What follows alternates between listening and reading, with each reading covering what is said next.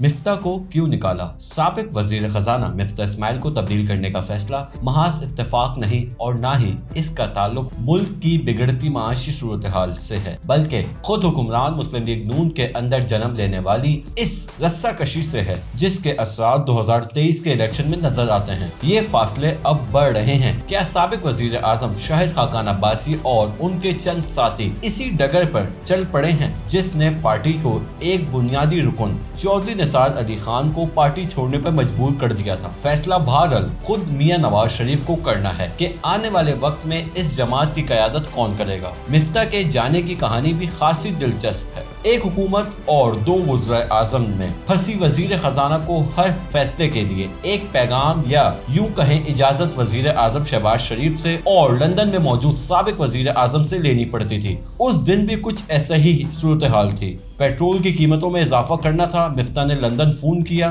तो जवाब आया इंतजार करना मेरे फोन का। तेजी से वक्त निकल रहा था कि वजीर खजाना ने वजीर आजम को फोन किया कि कीमतें बढ़ाना जरूरी है। साथ में मैसेज मियां साहब को भी कर दिया। लंदन से जवाब नहीं आया, मगर शहबाज साहब ने इजाजत दे दी। नोटिफिकेशन जारी हुआ तो मियां साहब का नाराजगी वाला फोन आया, जिस पर दो वज़ीर आजम में घिरे वजीर ने कहा, मैंने आपको पैगाम भेजा था मगर आपका फोन नहीं आया। शहबाज साहब ने इजाजत दे दी थी। जराये के मुताबिक बात सिर्फ वजीर खजाना तक महदूद नहीं। मियां साहब की लंदन में कुछ किचन कैबिनेट हैं, जिसमें इसाक डार, जिन्होंने अब मिफ्ता की जगह ली है, ने अक्सर हुकूमत की माशी पॉलिसी पर खुलकर तनकीद की और यहाँ मरियम नवाज साहिबा भी इसी तरह तंजिया अंदाज में इख्तलाफ करती हैं। जवाब में सबसे ज्यादा शाहिद खाकान अब्बासी बोलते हैं। एक मीटिंग में जिसमें मियां साहब उठकर चले गए थे, अब्बासी साहब ने इसाक डार से कहा, यहाँ बैठकर बात करना आसान है, वापस आएं और जमीनी हकाइक का सामना करें। इस पर मरियम साहिबा जो फोन पर थीं, उन्होंने सवाल उठाया कि आखिर हुकूमत ने मियां साहब की वापसी के लिए क्या किया है अब तक। सियासी जमातों में अंदरूनी खाना बहुत सी बातें होती हैं और अब तो ऑडियो और वीडियो लीक्स के बाद पता नहीं क्या क्या बाहर आ जाए, मगर मुस्लिम लीग नून के लिए आइंदा इलेक्शन मुश्किल हो गया है। अदम एतमाद की तहरीक के वक्त ये वाज़ेह तकसीम थी कि साबिक वजीर आजम इमरान खान को हटाने के बाद जल्द आम इंतखाबात की तरफ जाना है, मगर इत्तेहादियों में इत्तेफाक राय नहीं था। फिर बहरहाल शहबाज शरीफ के पास भी यही एक मौका था वजीर आजम बनने का। मिफ्ता को कभी इत्तेहादियों से शिकायत नहीं हुई,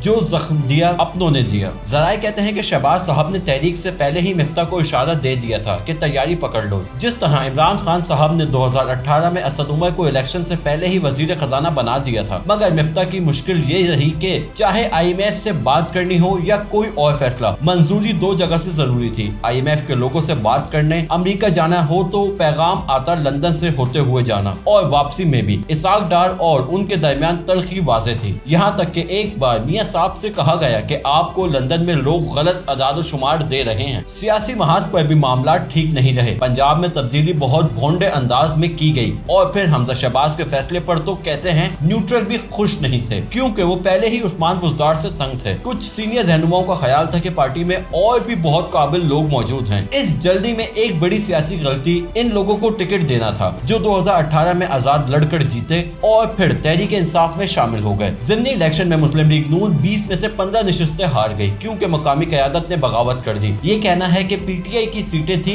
हकाइक के बरखिलाफ है, क्योंकि ज्यादातर आजाद लड़कर जीते थे। फिर वही हुआ जो होना था। हमजा की शेरवानी चौधरी परवेज इलाही को फिट आ गई। इन चंद माह में एक वक्त ऐसा भी आया जब हमजा शहबाज ने इस्तीफा देने का फैसला कर लिया और अपने करीबी साथियों से मशवरे के बाद लंदन को भी बता दिया। पहले कहा गया असेंबली तोड़ने, मगर शहबाज साहब का ख्याल था कि इसमें इत्तेहादियों का क्या कसूर है, मैं खुद ही अलग हो जाता हूँ। वो असेंबली में खिताब करने वाले थे। जराये का ये भी कहना है कि मिफ्ता इस्माइल कतर रवाना हुए तो लंदन से पैगाम मिला मजीद मुज़ाकरात नहीं होने, हुकूमत खत्म करने जा रहे हैं। मगर जब जहाज उतरा तो फोन पर दूसरा पैगाम था, हुकूमत अब इलेक्शन तक चलेगी जो मुकर्रर वक्त पर होंगे। कहते हैं ये सूरत हाल इमरान खान की इस्लामाबाद में 25 मई की चढ़ाई की वजह से पैदा हुई। वैसे भी खान साहब अपने खिलाफ खुद ही बयानिया बना लेते हैं और शायद अब कुछ ज्यादा ही आगे निकल गए हैं। एक ऐसा मौका भी आया जब कुछ गैर सियासी लोगों ने मुल्क के चीदा ماہرین معاشیات جن میں چند ایک سابق وزراء خزانہ بھی شامل تھے کو ایک ٹیبل پر بٹھا دیا گیا۔ ان میں مفتاح اسماعیل، شوکت ترین اور حفیظ شیخ بھی شامل تھے، کیونکہ بات نگراں حکومت تک آ گئی تھی۔ کہتے ہیں اس میں اسٹیٹ بینک کے سابق گورنر